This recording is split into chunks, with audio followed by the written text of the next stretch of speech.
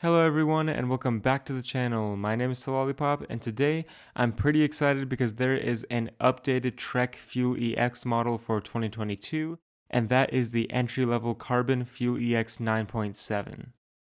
For those of you who do not know much about the Fuel EXs, I have made several videos on them already and I'll link the one I made for the Carbon Fuel EX bikes to the top right of this video right now if you want some more background before watching this one. But without wasting any more time, let's cover the 2022 updates. I personally believe this bike is not a replacement for the current bike, but rather a different option with another drivetrain, similar to the Fuel EX 8GX or 8XT. With that in mind, I'm going to cover all the updates to this bike, and I'll make a table at the end of the video which highlights all of them in one place. But basically, if I do not cover a specific component in this video, it means that that part has not changed since 2021 for this bike. And with that said, the frame has not been updated for 2022, but I will show the frame geometry on the screen right now. Luckily, the price has also not changed at all from 2021, so this bike still costs $4,300 or £3,900. For the actual updates, I'm going to start with the colors. The 2021 Fuel EX 9.7 comes in two colors, lithium gray and factory orange, as well as matte raw carbon and gloss Trek black. The new bike also comes in two colors, but they are matte raw carbon and a carbon blue smoke, though so far it seems like only the blue color is available in the US. The next update is to the tires, which were Bontrager XR4 team issue tires in 2021 that were 29 inches in diameter, 120 TPI, and actually used a 2.6 inch wide tire in the front and a 2.4 inch wide tire in the rear. The new bike replaces these with the Bontrager XR5 team issue tires, which are also 120 TPI, but they have a different tread pattern and weigh about 20 grams more per tire. These tires are 2.5 inches wide in both the front and the rear for 2022. The brakes have been upgraded from the Shimano Deore MT420 calipers to the Shimano Deore M6120 calipers, which have shown increased stopping power and wear resistance, though both brakes are still 4-piston hydraulic disc brakes for some excellent stopping power.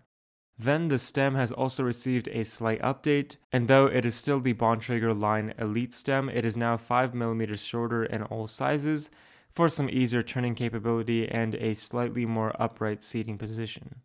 And now we have the final update to this bike for 2022, which is of course the drivetrain. For a general overview, the 2021 drivetrain was a mainly SRAM NX Eagle 1x12 with a GX Eagle rear derailleur. The new drivetrain moves to the Shimano SLX 1x12 with a Shimano XT rear derailleur. Comparing these two drivetrains mainly depends on your preference between Shimano and SRAM because they do feel a bit different, but some notable points to mention are that the SRAM shifters do have the ability to shift up to 5 gears at a time when going to an easier gear for pedaling, while the Shimano shifters can only shift 3 at a time to go to an easier gear.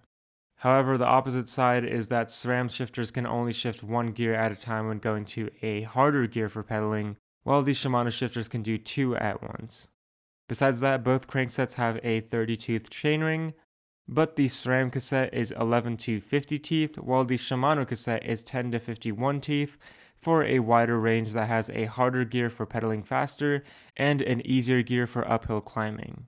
Besides those updates, the last change we have is to the weight of the bike, which was 30.19 pounds or 13.69 kilograms, but has now decreased a tiny bit to 30.09 pounds or 13.65 kilograms. And both of these weights are with tubeless sealant installed. But that concludes all of the updates to the Fuel EX 9.7 for 2022. I hope all of you enjoyed this video, and if you did, please consider leaving a like and subscribing. But here is that table to show all the differences in one place. For my personal thoughts, I believe the Fuel EX 9.7 SRAM version will also receive an update soon, but only for the components besides the drivetrain like the tires and the brakes. This is just my speculation, however, but in terms of this bike, I believe most of the updates are good, especially for not increasing the price at all. I am interested to see how much switching the tires will affect performance on the trail, But besides that, every update is pretty nice to me. But that's it for this one. Thank you all for watching, of course, and remember to keep biking.